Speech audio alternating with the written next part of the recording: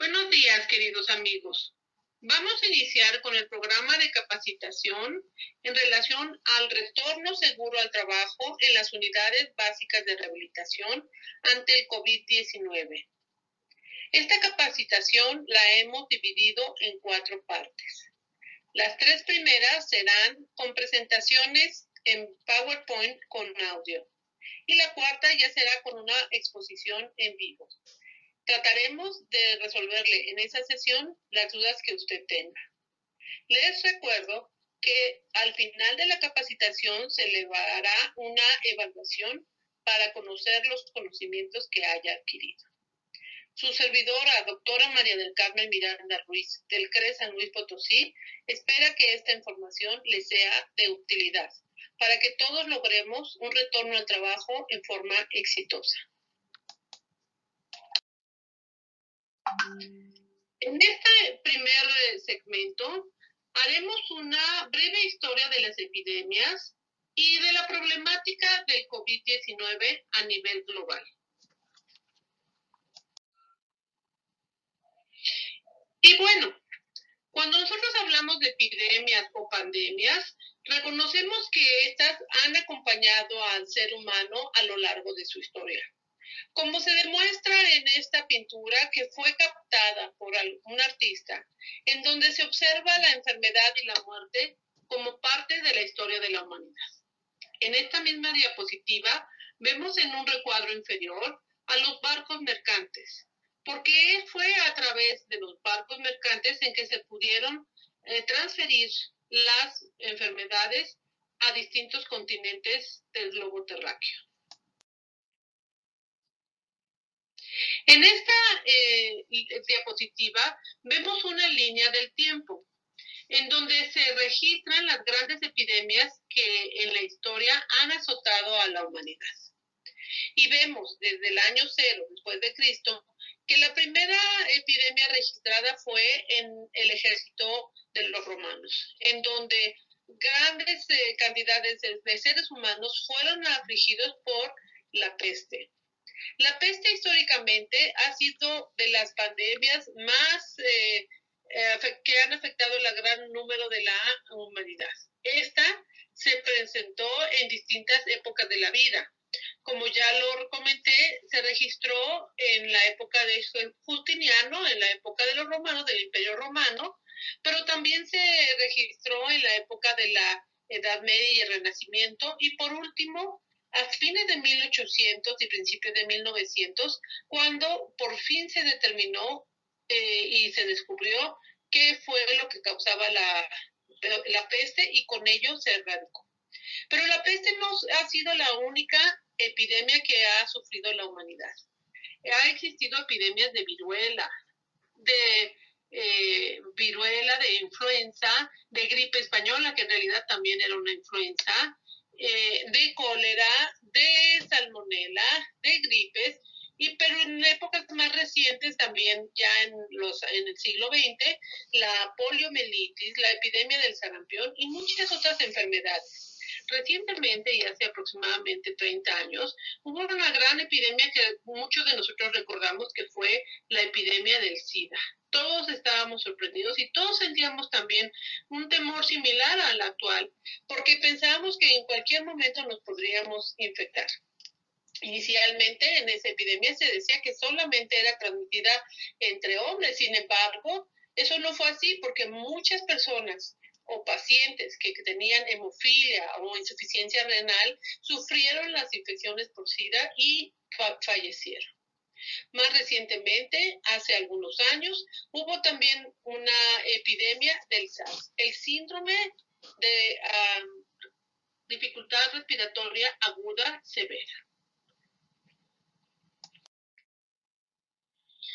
Pero en México nosotros no estábamos exentos y este retablo se observa que hubo también enfermedad entre los pobladores cuando se ocurrió la conquista de México. Así pues, la viruela, la gripe y la salmonela acabaron con más de la mitad de la población nativa porque los mexicas y los primeros pobladores de nuestro país no tenían los anticuerpos contra estas enfermedades. Los españoles no llegaron solamente con armas o con caballos, sino también llegaron con enfermedades que al no contar nosotros con las defensas necesarias, nos enfermamos. En este caso, fue uno de los grandes problemas que tuvieron los indígenas en la conquista de México. Pero el problema actual que tenemos es que nuevamente hay una enfermedad emergente y es el SARS-CoV-2, que es el síndrome agudo respiratorio severo y que está causado por un coronavirus. En este caso se conoce como COVID-19 porque fue un virus detectado en el año 19. El primer caso se detectó a principios de diciembre del 2019, en el cual una persona presentó en la ciudad de Wuhan, China, neumonía complicada. Y a partir de esta primera persona, un gran número de personas la padecieron. Esta enfermedad es una enfermedad respiratoria, viral y sobre todo altamente contagiosa. Una de las problemáticas a las que nos enfrentamos es que, a diferencia de la antigüedad y que lo vimos ya en el cuadro anterior, actualmente la transferencia y la transmisión de la enfermedad se hizo a través de los viajes en avión. Esta conectividad que tenemos ante un mundo globalizado hizo que cientos de personas de distintos lugares muy lejanos a China también se infectaran, como por ejemplo fue en Italia, cuando unas semanas después de haberse presentado el cuadro en China, se presentó con graves consecuencias para la población en Italia, en Francia, en España, en Alemania y muchos otros países. Y nosotros no somos la excepción. Básicamente, uno de los problemas a los que nosotros observamos es que existen actividades de riesgo. Y entre esas actividades de riesgo está la actividad médica, porque como lo vemos en la fotografía, el médico para explorar a sus pacientes tiene que disminuir la distancia que existe entre el paciente y él. Como lo vemos en la diapositiva donde el oftalmólogo está haciendo una valoración directa, una oftalmoscopía directa para valorar la retina de la paciente. Y eso lo vivió el doctor Li Wenliang, que fue el oftalmólogo chino que alertó a sus colegas sobre el posible brote de SARS.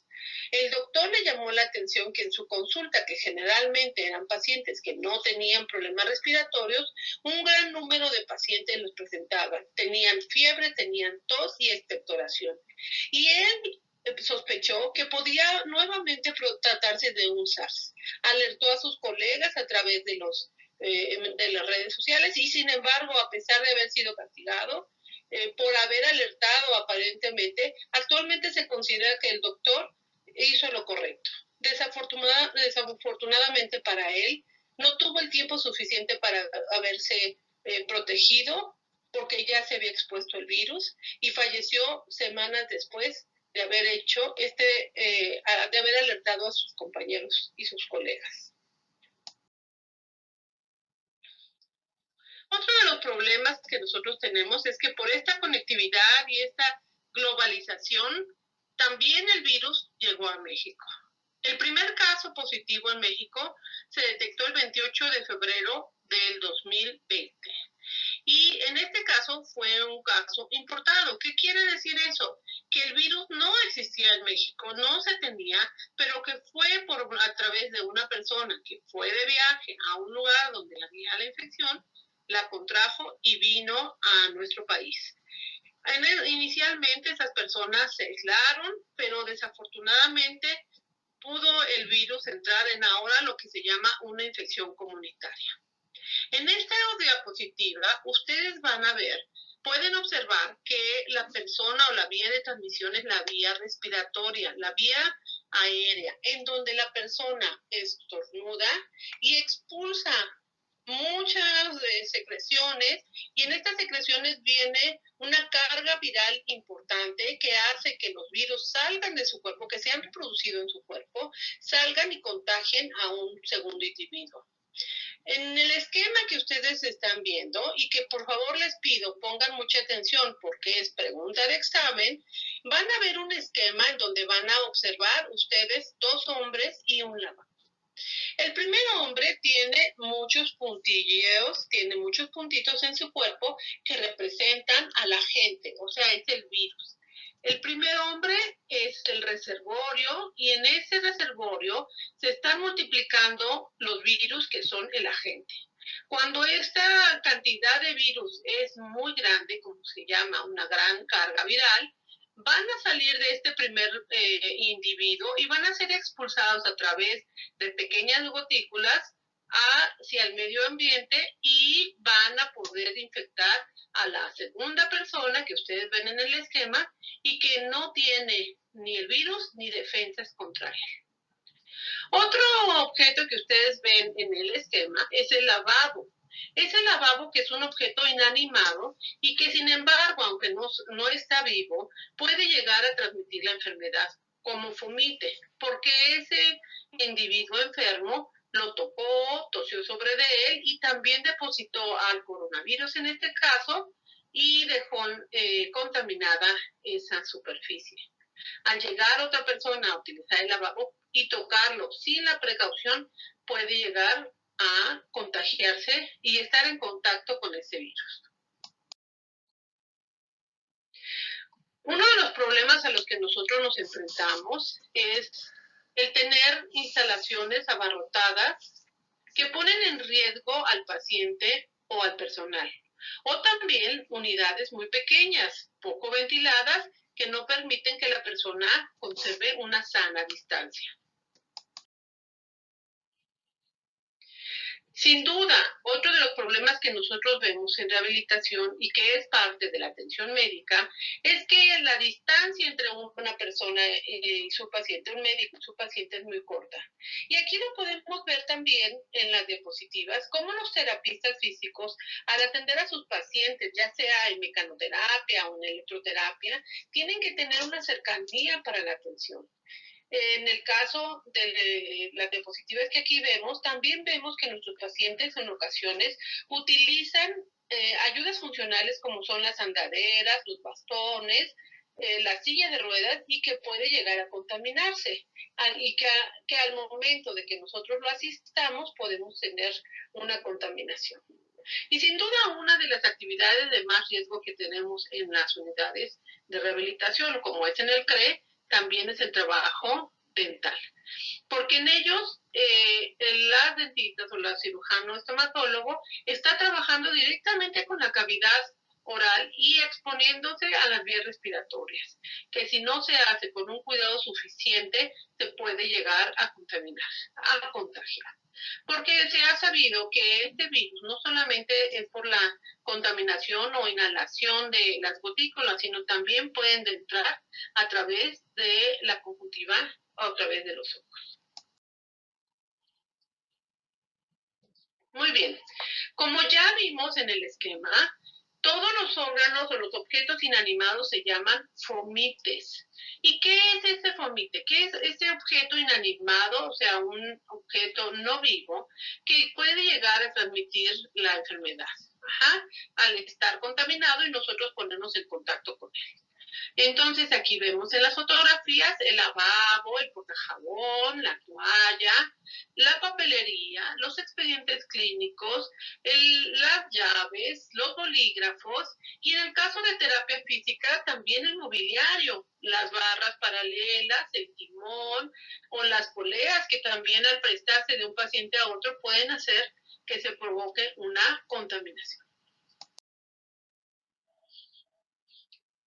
El problema al que nosotros nos enfrentamos también en el estado es que muchos de los pacientes se mueven de su lugar de origen para acudir a pedir atención en un municipio diferente o en una región alejada a la unidad. Y ellos viajan en transporte público o en el transporte del municipio, pero que generalmente al ir acompañados, nuevamente vemos que van llenos y no se puede conservar la sana distancia.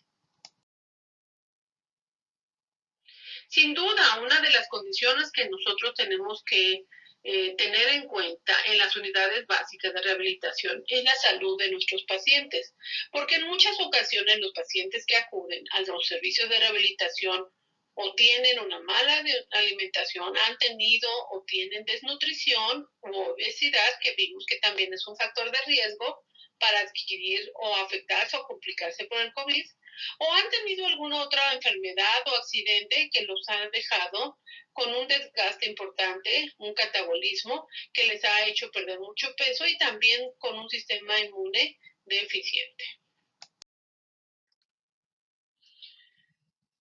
Queremos señalar y resaltar, el COVID-19 no tiene cura, pero lo que tenemos que hacer es prevenir la enfermedad. Muy bien, pues con esta diapositiva terminamos la primera parte.